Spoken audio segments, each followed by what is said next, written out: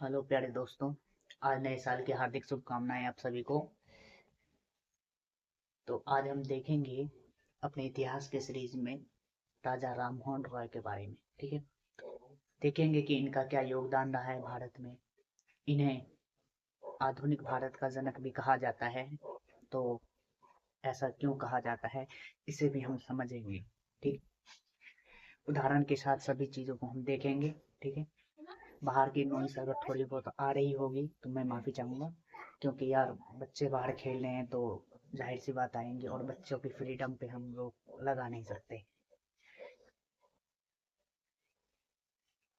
तो चलिए वीडियो को शुरू करते हैं और देखते हैं कि राजा राम मोहन रॉय के जन्म से लेकर के मृत्यु तक, और उनके कार्य को, उनकी राजनीतिक योगदान को, और उनके सांस्कृतिक योगदान को। ठीक है, सभी को देखेंगे हम।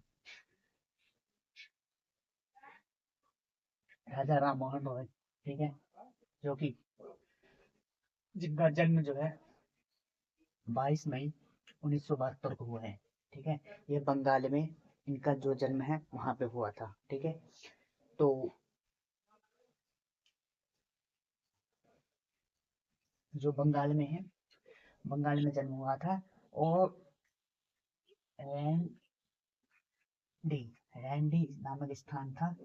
ठीक है, रैंडी नामक स्थान था, वहां पे जो है इनका जन्म होता है। ठीक है, यह 16 वर्ष की आयु में ही अपना घर जो है घर त्याग देते हैं, मतलब घर छोड़ देता है। ठीक है, वो 16 वर्ष की आयु में अपना घर छोड़ देता है, और ये क्या कहते हैं, जो सामाजिक कार्यों में अपना समय व्यतीत करने लगते हैं। ठीक है ना, समाज सुधारक बनते हैं। उन्हें ज्ञान ज्ञान के लिए वो मतलब इधर उधर जाते रहते हैं और पढ़ते हैं। ठीक है, दूसरी बात यह है, इनके पिताजी का नाम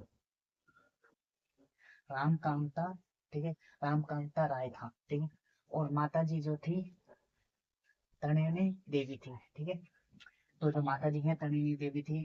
और ये जो है, ये जो मतलब कुछ मुख्य प्रमुख भाषा जो थी उस समय की, उस पे ये महारत हासिल कर रखे थे। ठीक है ना, उन्हें ये भाषाएं अच्छी तरीके से आती थी। उन्होंने इस भाषाओं में पुस्तकें भी लिखी हैं और बहुत सारी चीजें लिखी हैं। ठीक है, तो चलिए देखते हैं। उन्होंने संस्कृत संस्कृत पे महारत हासिल कर रखी थी। ठीक है, फारसी हो गया, अरबी हो गया और अंग्रेजी हो गया। ठीक है, इन सब भाषाओं को उन्होंने सीख रखा था। उसके बाद इन्होंने इन्होंने जो है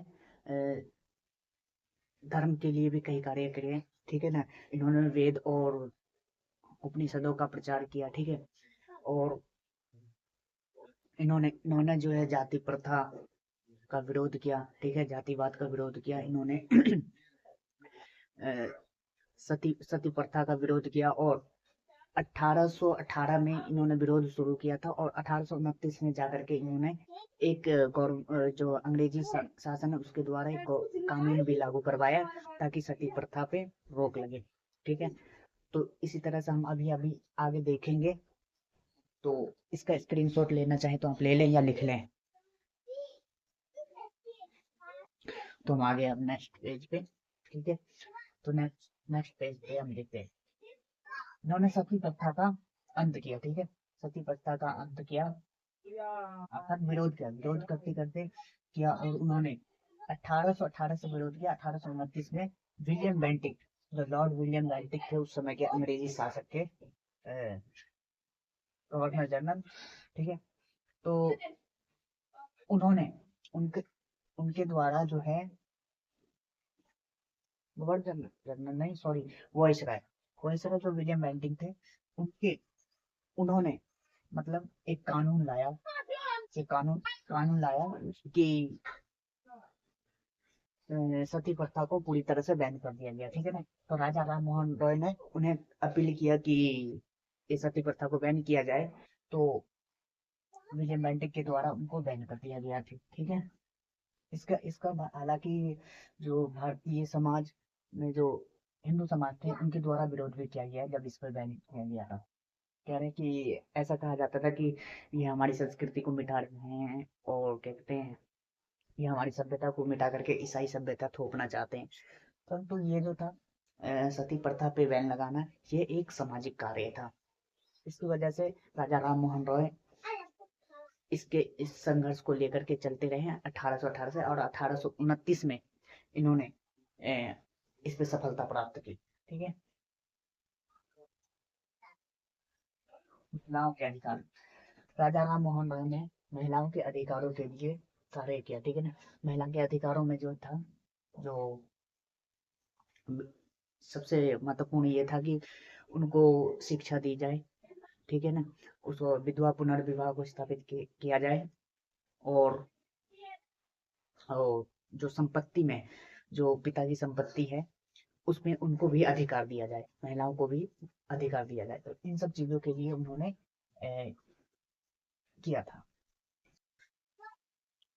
सॉरी दोस्तों, अभी एक भाई आ गए थे, तो उनकी वजह से थोड़ा सा मतलब वीडियो मुझे रोकना पड़ा। ठीक है।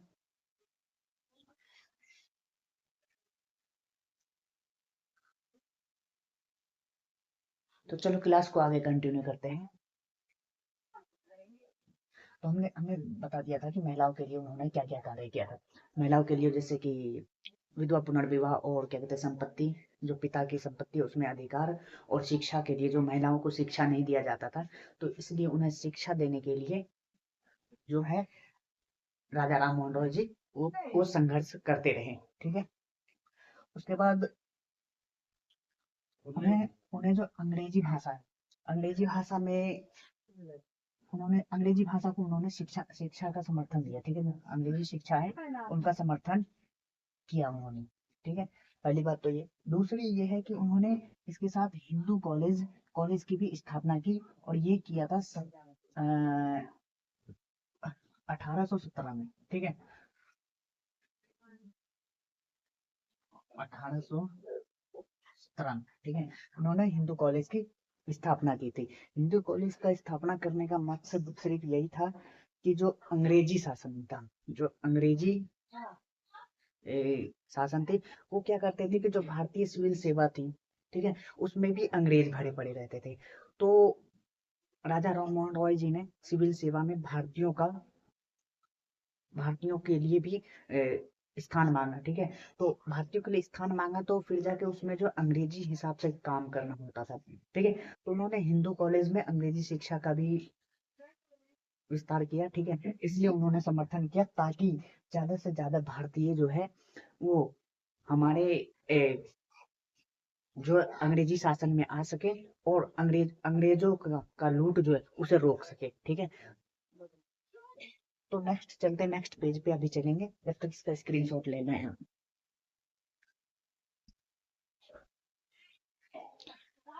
आइए हम देखते हैं नेक्स्ट पेज पे। ठीक है। तो अभी अब जब मैं समझाऊंगा उसके बाद में आप इसका स्क्रीनशॉट ले लेना। ओके। यार चश्मा।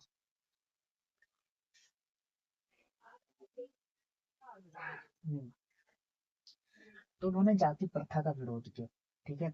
जो ऊंच नीच होते हैं, ऊंच नीच हो गया, या क्या कहते हैं, जैसे महिलाओं को वो सम्मान नहीं दिया जाता था जो पुरुषों को दिया जाता था, तो ऐसी प्रथाओं का इन्होंने जमकर विरोध किया। और ठीक है ना। और जैसे उन्होंने कहा कि जाति वाति जैसा ऐसा कोई ये नहीं होता है। ठीक है। हर इंसान इंसान होता है। और ये राजा राम मोहन रॉय की बहुत अच्छी बात है, इस बात का सबको समर्थन करना चाहिए। मैं तो करता ही हूँ। ठीक है। उन्होंने ब्रह्म समाज की स्थापना करी 1828 में। ठीक है। उन्होंने ब्रह्म समाज की स्थापना 1828 में की। ठीक है। उन्होंने मिरातुल अखबार की जो है स्थापना करी। ठीक है ना। मिरातुल अखबार जो है,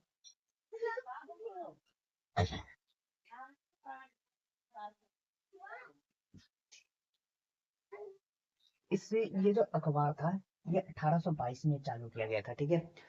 ये अखबार जो 1822 में चालू किया गया था, ये साप्ताहिक अखबार था। साप्ताहिक अखबार था, और इसे हर शुक्रवार को प्रकाशित किया जाता था। ठीक है ना। तो हफ्ते में एक बार इसे किया जाता था प्रकाशित, इसलिए साप्ताहिक होता है। एक होता है तिमाही, जो 3 महीने में किया जाता है। एक होता है तिहाई, जो 3 दिन में किया जाता है। तो ऐसी ये साप्ताहिक पत्रकार पत्र था, जो अखबार था, इसको किया जाता था। ठीक है। ना ना वेदांत सूत्र ठीक है। वेदांत सूत्र जो है इन्होंने लिखा था। 1815 में, ठीक है ना। 1815 में वेदांत सूत्र लिखा, इसको सही से लिख लो। हाँ। उसके बाद जाके उन्होंने गीता का अनुवाद किया था, ठीक है। ये बंगाली भाषा में किया था। जो क्या है ना कि जैसे मतलब गीता गीता का जो है हर कोई नहीं, मतलब अवधि या जो गीता का जो संस्कृत भाषा में जो भी लिखा था, तो उस भाषा में जो संस्कृत भाषा में लिखा था, तो उस भाषा में हर कोई नहीं पढ़ पाता था, ठीक है ना। तो उन्होंने लोकल भाषा बंगाली में, क्योंकि वो बंगाल के रहने वाले थे और अपने आसपास के लोगों को वो के लिए उन्होंने बंगाली भाषा में अनुवाद किया था, ठीक है। दूसरा, वेद और उपनिषद का उन्होंने प्रचार किया, ठीक है ना। वेद और उपनिषद का उन्होंने प्रचार किया, और उसके बाद जाके उन्होंने एक ईश्वरीयवाद, जो ब्रह्म समाज की स्थापना करी थी, उसका मेन उद्देश्य था एक ईश्वरीयवाद, ठीक है ना। और जो एक ईश्वर को माना जाए, ठीक है ना, हर जगह जैसे मतलब हर किसी को ईश्वर ना बना दिया जाए, और जो वेद के अनुसार जो एक ईश्वर था, और उन्हीं को प्रमोट कर किया है इन्होंने, ठीक है ना।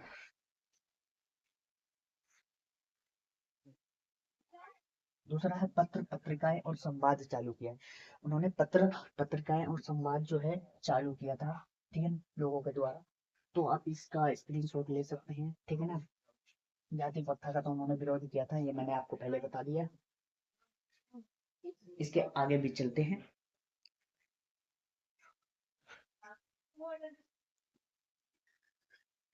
तो चलिए आगे कंटिन्यू करते हैं।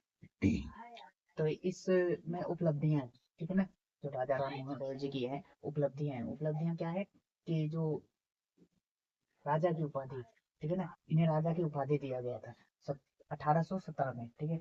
ये जो राजा की उपाधि है, ये किसने दिया था? क्योंकि राजा राम मोहन रॉय को जो राजा कहा जाता है, राजा की उपाधि उन्हें किसने दिया था? क्योंकि वो तो राजा थे नहीं, तो राजा की उपाधि किसने दिया था?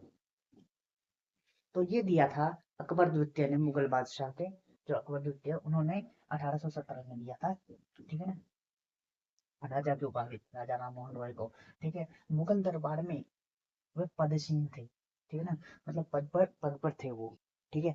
जो मुगल दरबार में है, ये राजदूत के पद पे थे, जिसे विदेश मंत्री भी आज के वर्तमान समय में कहा जाता है। जैसे कि उनको जो है राजा राम मोहन रॉय को अ, विदेश भेजा जाता था, या किसी भी जैसे मतलब अन्य अन्य किसी से बात करने के लिए जो है ना, मुगल दरबार से जो है वो राजा राम मोहन रॉय जाते थे, ठीक है ना।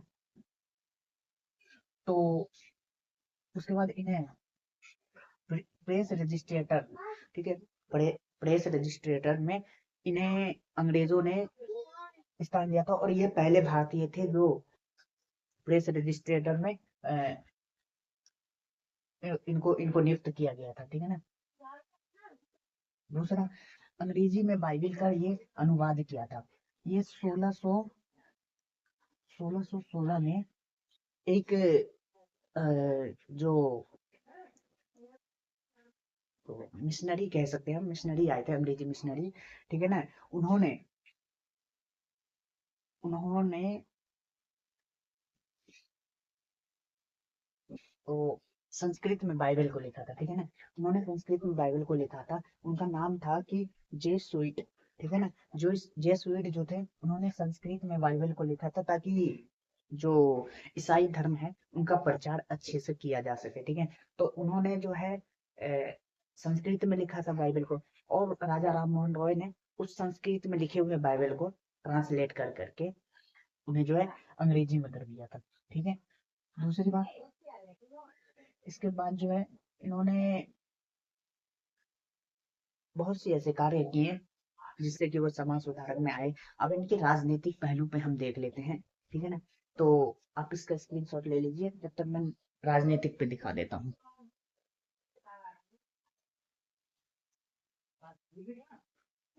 आइए देखते हैं अब हम अ, आगे के क्लास, ठीक है ना। तो इनके राजनीतिक कारण में इन्होंने सती प्रथा का विरोध किया, उनके खिलाफ कानून बनाया था, है 1829 में, आपको याद है तो, 1829 में, ठीक है। उसके बाद जाके उन्होंने शिक्षा पे कार्य किया, ठीक है, शिक्षा पे कार्य किया, प्रेस की स्वतंत्रता पे कार्य किया, जो कि मतलब अंग्रेज अखबार छापने नहीं देते थे, तो उसके प्रेस की स्वतंत्रता पे इन्होंने अच्छे से कार्य किया, ठीक है। महिला के अधिकारों अधिकारों के लिए कार्य किया, ठीक है। उनके लिए अंग्रेजों से भी सहयोग सहयोग मांगा, और उन्होंने महिलाओं की शिक्षाओं पर कार्य किया, ठीक है ना। शिक्षा हो गया, संपत्ति का अधिकार हो गया, इन सब पे हो गया, ठीक है। और सबसे मुख्य कारण था कि ये भारतीय भारतीय सिविल सेवा में भारतीयों की भर्ती, ठीक है ना। भारतीय सिविल सेवा में अंग्रेजों से ये अपील किया है, जो राजा राम मोहन रॉय है, उन्होंने अपील किया कि भारतीयों के लिए जो भारतीय सिविल सेवा है उसमें भारतीयों को ज्यादा से ज्यादा स्थान दें आप, ठीक है। उसके बाद ये हो गया भारतीयों के साथ निष्पक्ष न्याय, ठीक है। भारतीय जिस जिस तरह से आप अंग्रेजों के साथ न्याय करते हैं, वो जो कोई गलती करता है उस गलती के ऊपर आप उतना ही एक्शन लेते हैं, तो जितना जितना अंग्रेजों के लिए आप एक्शन लेते हैं उतना भारतीयों के लिए भी एक्शन लिया जाए, ठीक है। उसके बाद हम चलते हैं, अब उनके निधन का बात है। जो निधन है, उनका निधन हो गया था जो 27 सितंबर, ठीक है, 27 सितंबर 1835 को, 1835 को, ठीक है। और ये इंग्लैंड में हुआ था, ठीक है। और आज भी जो है, जो राजा राम मोहन रॉय की समाधि है, वो इंग्लैंड में ही है। इंग्लैंड में किस स्थान पे है, तो चलो आप देखते हैं। इंग्लैंड में ये है ब्रह्मपुरम, ठीक है ना, जो ब्रह्मपुरम, ठीक है ना, ब्रह्मपुरम में इसकी समाधि है, जो इंग्लैंड के अंदर। तो ये रहा दोस्तों आज का क्लास। और एक चीज और बस, ठीक है, ये जो इंग्लैंड में निधन में थे, इंग्लैंड में ये गए थे 1830 में, ठीक है ना। ये 1830 में गए थे। और जो अकबर द्वितीय हैं, ठीक है ना, अकबर द्वितीय की पेंशन को लेकर भी गए थे कि उनकी पेंशन को बढ़ा दी जाए। अकबर द्वितीय की पेंशन को जो है थोड़ा और बढ़ा दिया जाए, क्योंकि जितना वो पेंशन देते उसमें राज्य का खर्चा नहीं चल पा रहा है। उनके जो महल है, उनके जो जो सेवक है, उन सबको देना होता था वेतन, तो इस चक्कर में जो उनका खर्चा नहीं चल पा रहा है। धन्यवाद। ये हमने आज राजा राम मोहन रॉय के बारे में जो सीखा है और पढ़ा है, ठीक है। आप यदि इसका स्क्रीनशॉट लेना चाहे तो ले सकते हैं, ठीक है। तो